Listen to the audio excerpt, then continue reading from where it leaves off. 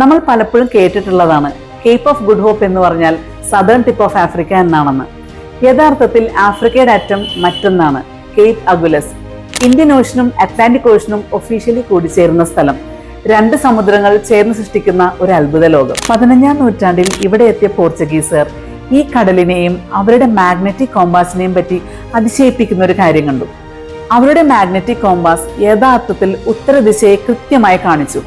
അന്നത്തെ കാലത്ത് അത് വളരെ അത്ഭുതകരമായ ഒരു കാര്യമായിരുന്നു.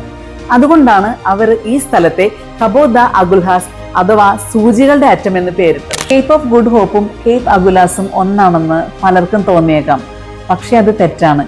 ഇവ രണ്ടും ദക്ഷിണാഫ്രിക്കയിലെ രണ്ട് വ്യത്യസ്ത സ്ഥലങ്ങളാണ്. കേപ്പ് ഓഫ് ഗുഡ് ഹോപ്പ് കണ്ടെത്തിയത് പോർച്ചുഗീസ് നാവികനായ ബർത്തലോമേ ദിയാസ് ആണ്.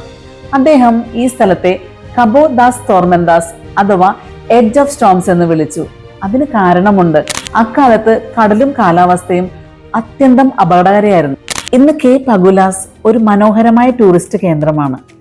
കടൽ തീരത്തിന്റെ നിശബ്ദതയും കാറ്റിന്റെ സംഗീതവും ചേർന്ന പ്രകൃതിയുടെ സ്വർഗം, അറ്റ്ലാന്റിക്കും ഇന്ത്യൻ മഹാസമുദ്രവും ചേർന്ന് തീർത്ത അതുല്യരേഖ.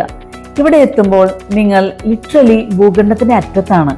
ലോകത്തിന്റെ രണ്ട് മുഖങ്ങൾ ഒരുമിക്കുന്ന സ്ഥലം അതാണ് കേപ്പ് അഗുൽഹാസ്, ആഫ്രിക്കയുടെ ഹൃദയത്തെ സ്പർശിക്കുന്ന തെക്കൻ അതിരുകൾ.